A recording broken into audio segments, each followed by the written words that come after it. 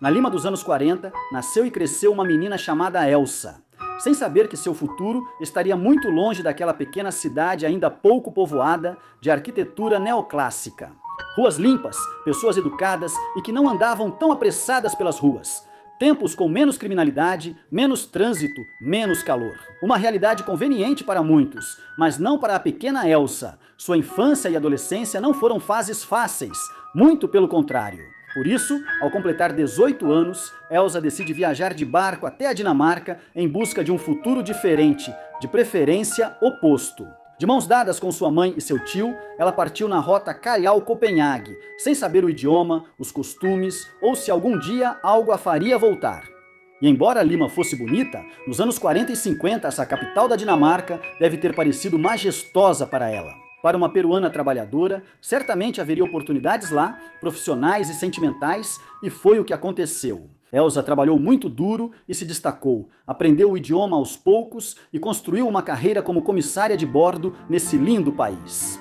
Numa tarde, em um clube chamado Las Vegas, ela conheceria Flemming Christensen, o jovem tipógrafo dinamarquês. Ele a conquistou instantaneamente, enquanto o anjo da peruana o deixou impressionado. Não lhes restou outra opção a não ser ficarem juntos para sempre e terem duas filhas, Helena e depois Anita, ambas pequenas dinamarquesas, metade peruanas. Nasceram realmente lindas, mas a mais velha, Helena, ia além. Sua beleza não se destacava apenas na escola, no seu entorno, na sua cidade ou na Dinamarca. Sua beleza em comum se destacou em nível mundial. Miss Dinamarca, aos 18 anos, anjo da Victoria's Secret, rosto de todas as marcas de luxo. Obviamente estou falando da supermodelo Helena Christensen, uma das mais tops, se não a mais top dos anos 90.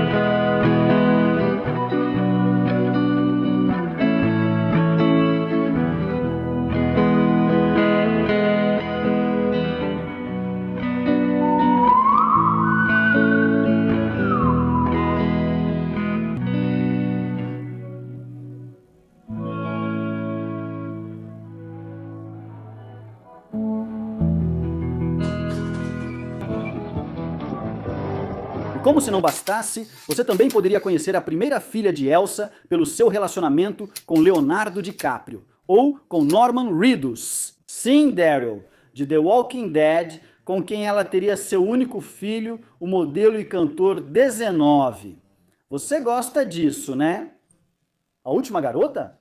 Por outro lado, a irmã mais nova de Helena foi chamada de Anita. Nomes bem latinos, por sinal, de irmãs muito unidas. Embora eu ache que Anita imaginou algo um pouco diferente. Muito mais discreta, talvez mais tímida, com pouca vontade de ser modelo, de posar para uma câmera ou de desfilar em passarelas. Ela poderia ter sido uma grande modelo se quisesse, pois tinha as condições e os contatos da irmã. Top mundial. Teria sido fácil para ambas, até mesmo vantajoso. Tenho certeza de que muitas revistas daquela época pagariam bem por uma capa com as duas irmãs juntas. Talvez até tenham recebido propostas. Talvez alguém em algum momento tenha sugerido isso. Mas Anita decidiu ficar longe desse mundo e ser bem-sucedida em outras áreas. E formou uma linda família com 2 filhos, como sua mãe. Mas ela não teria 2 meninas, apenas uma, Sarah Sophie, sua segunda filha, porque seu primeiro filho nasceu homem no ano 2000. E eles o chamaram de Oliver. Oliver, som.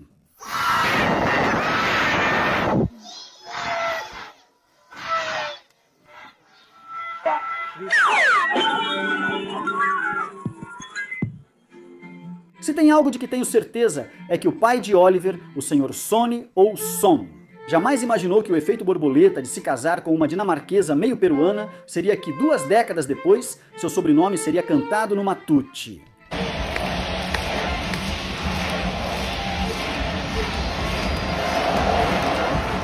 Mas a vida é assim, te dá surpresas inesperadas, e ao pequeno Oliver muitas ainda estavam por vir. Ele não só nasceu com talento para o futebol, mas também diante das lentes das câmeras. Sua tia, a ex-supermodelo e também fotógrafa, percebeu isso rapidamente e o fez posar para revistas como a Vogue. A Vanity Fair lhe abriu oportunidades com marcas de luxo e o fez desfilar em passarelas importantes, dando início a uma promissora carreira como modelo.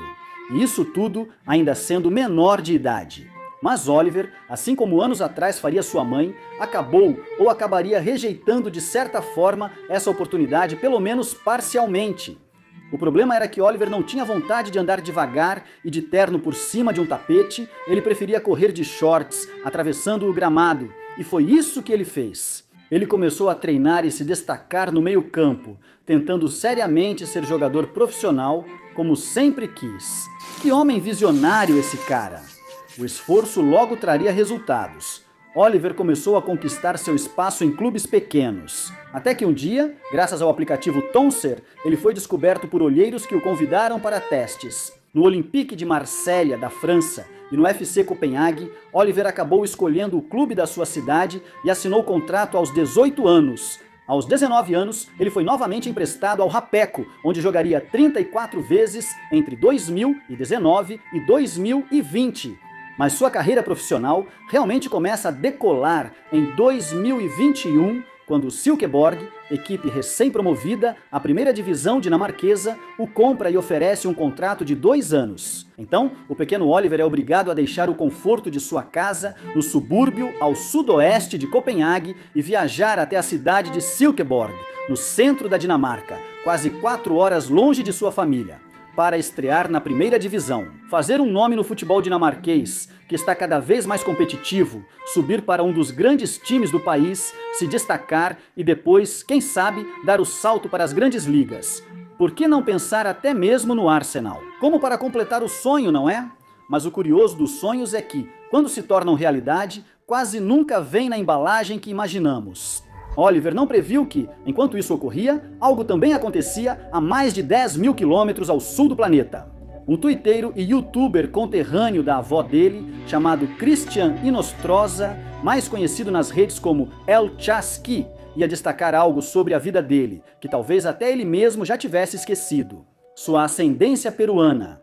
Essa postagem viralizou rapidamente e se espalhou por todos os meios digitais. E o que nós, peruanos, fazemos em situações como essa?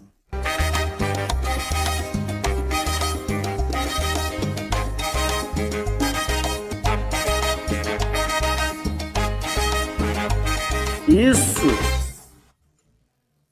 Obviamente, vamos para o Instagram e enchemos a caixa de entrada dele de mensagens, e foi isso que fizemos.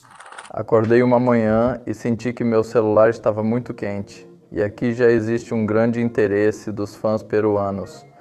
Pergunto-me, o que Oliver pensou naquela manhã ao passar o polegar nas mensagens não lidas? Várias e várias vezes, procurando em vão a luz entre tantas mensagens não lidas, todas cheias de bandeiras vermelhas e brancas, de corações. O que será que ele pensou ao ler tantos pedidos estranhos, exageradamente intensos? Meu papi chulo. Melhora meu R, cheias de expressões que com certeza perderam totalmente o sentido no tradutor do Google. Provavelmente ele nunca tinha sentido algo assim. Percebi nas redes sociais dele que os peruanos exageraram. Eu o imagino pegando o telefone e contando para a mãe dele o que aconteceu, e ela, emocionada, espalhando a notícia para a irmã famosa e para a mãe peruana dele. Imagino a emoção das mulheres Christensen ao lerem tantos comentários nas redes sociais, até mesmo nas próprias redes delas. Vendo como, dia após dia, o carinho de um país inteiro, 6 vezes mais populoso que a Dinamarca, crescia de maneira inexplicável e se rendia aos pés do pequeno menino da família. Me pergunto quanto será que Oliver demorou para entender essa realidade? Já terminou? Já? Eu o imagino ligando o seu laptop naquele instante para pesquisar rapidamente as principais características do país de sua avó, tendo algumas surpresas agradáveis, outras nem tanto, negando alguns preconceitos, confirmando outros, depois conferindo a tabela da CONMEBOL, e ali, com certeza, a dúvida se dissipou de vez. Nomes gigantes como Messi, Vinícius, Valverde, Luiz Dias, sempre sonhei em jogar contra eles. Como não se deixar tentar? Como não se iludir? Como não acreditar? Como não acreditar no destino? Aos 21 anos, ainda mais tendo essa história familiar por trás, a decisão deve ter levado minutos. Não tinha muito o que pensar. Na Dinamarca, há vários jogadores experientes na sua posição que certamente lhe deram conselhos. Não repita o erro do italiano que, ao esperar pela seleção, perdeu uma Copa do Mundo? Mesmo assim, acabou voltando, disse sim e foi amado por todos. Mas Oliver não queria esperar por isso. Ele tinha genes que lhe davam poderes e queria usá-los já. Então sentou-se com Reynoso, aceitou jogar pelo Peru, pintou suas redes de vermelho e branco, mandou fazer umas caneleiras bem peruanas, colocou a foto da namorada e viajou para Lima. Mas quero pensar que antes disso, ele foi visitar a vovó Elsa, dar um grande abraço nela, contar que ia conhecer a terra dela, mas, acima de tudo, agradecer a ela. Obrigado por navegar todos aqueles dias e desembarcar em Copenhague. Foi a melhor herança. Imagino a vovó Elsa se emocionando mais que todos, sendo a única da família que consegue ler todas as mensagens nas redes sociais sem traduzi-las. Encontrando palavras que ela não lembrava, com certeza sentiu uma conexão que nunca tinha sentido antes. Em 60 anos com o país onde nasceu e onde tanto sofreu, talvez ela tenha se lembrado de muitas coisas, e após um suspiro, acabou concluindo que, no final, tudo fez sentido. Pensaríamos que quem teve uma má experiência em seu país gostaria de deixar tudo, mas Elsa não é assim. Ela não bateu a porta ao sair, amava sua árvore genealógica e nunca quis podar seus galhos. Suas filhas mencionaram mais de uma vez que Elsa, sua mãe, sempre preservou a terra, aquelas tradições peruanas dentro de casa, assim como o idioma. Isso é comum nas redes sociais. Vejam como Elsa comenta no perfil de Anitta, em perfeito espanhol, e termina dizendo: "Boa noite, mamita", uma mensagem que facilmente poderia ter sido escrita pela sua vovó que mora em Lince. Poderíamos pensar que eles são totalmente opostos a nós, como a Dinamarca ao Peru, e talvez em alguns pontos sejam, ou ao menos é o que espero. Também acredito que ele não terá dificuldade em se conectar com essas cores, pois já as possui. Oliver é peruano, pelo simples fato de que uma parte dele indiscutivelmente é, e essa parte se chama Elsa. A avó carinhosa, sempre presente, aquela que uma vez quis ensinar espanhol para ele e que hoje oferece uma oportunidade, tanto para seu neto quanto para o país onde ela cresceu, de se ajudarem mutuamente, de uma simbiose. É por isso que este vídeo não é sobre Oliver, é sobre Elsa, a matriarca responsável por essa histeria futebolística chamada Sony. Se Oliver está ou não à altura da oportunidade, isso saberemos mais adiante e será parte de outra história. Vamos descobrir. A história de Elsa, que é semelhante à de milhares de mulheres e homens peruanos que deixam o país, e a construção do seu núcleo familiar me pareceram fascinantes. Assim como o fenômeno que um jogador de futebol pode causar em um país que tem muita vontade de ter mais heróis e mais histórias para contar. Se gostou do vídeo, inscreva-se e siga nas redes sociais. Desta vez voltei para ficar. Acabei de dizer adeus.